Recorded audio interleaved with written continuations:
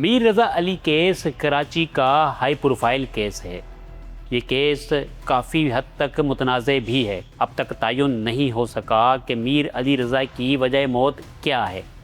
Police मुख्तलिफ पहलुओं से तहकीकात कर रही है।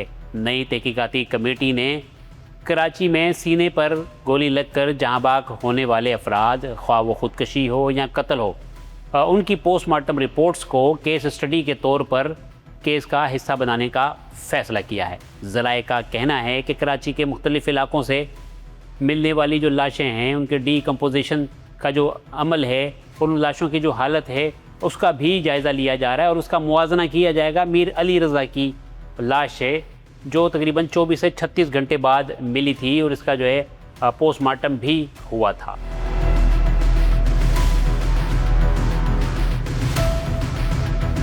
तो हम ट्रस्ट करते जा रहे हैं कानून पे, अपनी इस शहर की पुलिस पे।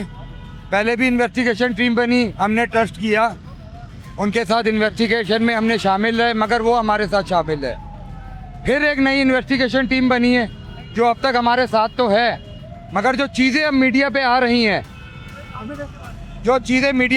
हैं, उसके हवाले से ये है कि हमें तफ्तीश है।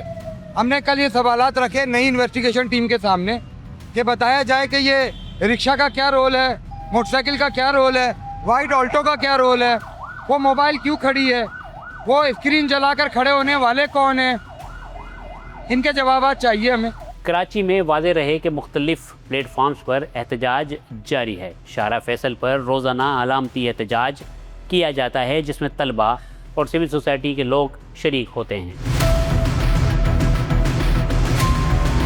साहब अगर नहीं मिलता तो जितनी ताजिर बिरादरी है हमारी, तमाम ताजिर बिरादरी एक टाइम लाइन देंगे और अगर उस टाइम लाइन में इस केस को सॉल्व नहीं किया जाएगा तो इस एहतजाज के दायरे को पूरे शहर में और पूरे मुल्क में बढ़ा दिया जाएगा। जी, ये आज एहतजाज है, कल ये जहाद हो जाएगा। तो हम तमाम हुकाम बाला से, वजीर आज़म से, वजीर आला से, आर्मी चीफ से, सबसे गुजारिश करते हैं कि इस केस को जो सुलझाया जाए और इस मसले को हल किया जाए। ये एक आदमी का कत्ल नहीं है, पूरी इंसानियत का कत्ल है और इसके खिलाफ हम सब एहतजाज करते हैं और ये एहतजाजी तहरीक इंशाल्लाह ख़त्म नहीं होगी जब तक इसके कातिल नहीं मिलेंगे। ज़राए कहते हैं कि तफ्तीशी टीम ने मीर अली रज़ा के हवाले से चलने वाली माली लेन देन के जो तनाज़ात हैं, उस पर भी तफ्तीश करने का फ़ैसला किया है। इनमें कितनी हकीकत है कि क्या मीर अली रज़ा ने किसी से रकम लेनी या देनी थी, इसको भी मुख्तलिफ़ खतूत से देखा जा रहा है।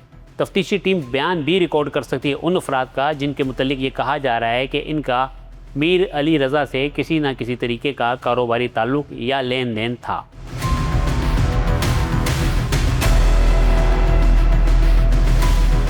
11:40 से लेके 1:41 तक रज़ा की बॉडी उधर पड़ी रही, मोबाइल खड़ी रही। इसके जिम्मेदार कौन है? क्यों नहीं क्राइम सीन बनाया गया? तो इन्वेस्टिगेशन तो वहाँ से स्टार्ट होती है। ये अगर ना हेलते, वो देखें, इंसान फरिश्ता नहीं है, गलतियाँ होती हैं। आप अपनी गलती एक्सेप्ट करके अपनी सिम सही करें, इन्वेस्टिगेशन की सिम सही करें। आप उसको सिम को सही करने की बजाय आप पूरा सबको बचाने पे चले गए, तो इस तरह ना करें, ऐसा नहीं होने देंगे हम। रज़ा की जब तक कातिल नहीं मिलेंगे हम चुप नहीं रहेंगे।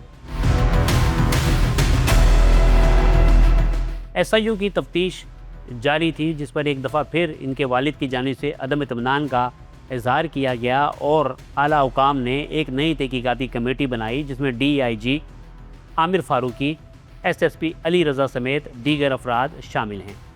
तफ्तीश जारी है। तीसरी तफ्तीशी टीम को भी अब तक कोई मुश्तबा शख्स नहीं मिल सका जिसे इस केस का मुश्तबा किरदार करार दिया जाए।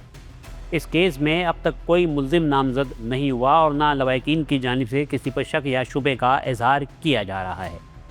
किसी भी केस को जो कत्ल करार दिया जाता है तो उसका कोई ना कोई बेनिफिशरी या कोई मुश्तबा शख्स या कोई ऐसा शख्स ज़रूर होता है जिसके मुतल्लिक ये कहा जाता है कि इस शख्स को शामिल तफ्तीश होना चाहिए। ये केस तफ्तीश में आगे की जानिब बढ़ रहा है। इसमें दर्जनों CCTV फुटेजेस, जियो फेंसिंग, दीगर शवाहिद का जायज़ा लिया गया है, लेकिन इस केस में ताहाल पुलिस अब तक किसी को मुल्ज़िम करार नहीं दे सकी है।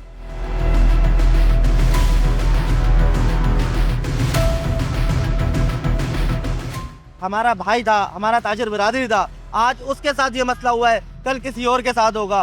खुदारा उसके कातिलों को कैफ़े किरदार तक पहुँचाए। और हमारा भाई मीर हसन अकेला नहीं है, हम पूरी ताजिर बिरादरी इसके साथ खड़े हुए हैं, शाना बशाना खड़े हुए हैं। और जब तक उसके कातिल कैफ़े किरदार तक नहीं पहुँचेंगे, हम इसके साथ खड़े रहेंगे।